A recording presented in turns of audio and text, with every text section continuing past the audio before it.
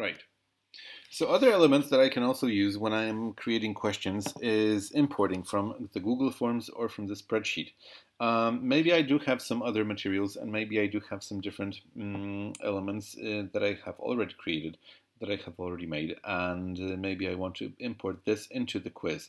Then I'm going to go into these options and importing the questions from that source instead of the library that I'm going to be searching through.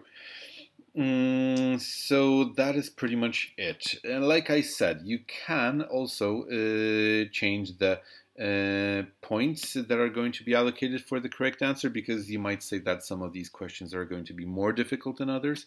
And then with the timer, also, you might want to change the time that is allocated to give the students to answer. Now, when you do this, the system automatically asks you whether you want to change the time for all of these questions. There you go. Time has changed, and change for all. Why not? Let's go crazy. And we have the 5 questions for all of the. We have the 5 seconds for all of these questions. Likewise, it goes with the points. I want to give 2 points and change for all. Yeah, why not? Okay. Or maybe just for one of these. And that is pretty much it.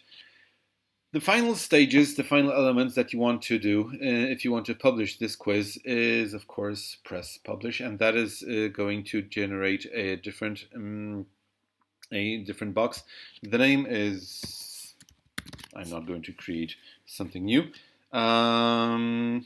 English kindergarten, let's say that this is it looks like a middle school quiz. Language, English, visible to everyone. I can insert an image if I want to. And yes, publish. And done. As you can see, it is going to be now in my library. If I go to my library, it is going to be here. I don't see it, but I'm going to search my library. And, there it is. Okay. London, 6 questions, and created by me 15 minutes ago. That's when I started to create it. Sharing it, playing it, liking it, saving it, or deleting it. Well, I'm going to do this in the end, but not yet. That's pretty much it with the questions and with the libraries. I can, of course, edit or clone any of the quizzes that I have already created, because maybe on the basis of the US history and of the US presidents, I want to create something new. I am just going to be duplicating this one simple quiz and then creating the questions and adding new materials as I have just shown you in the previous elements of this video. Okay, that is pretty much it.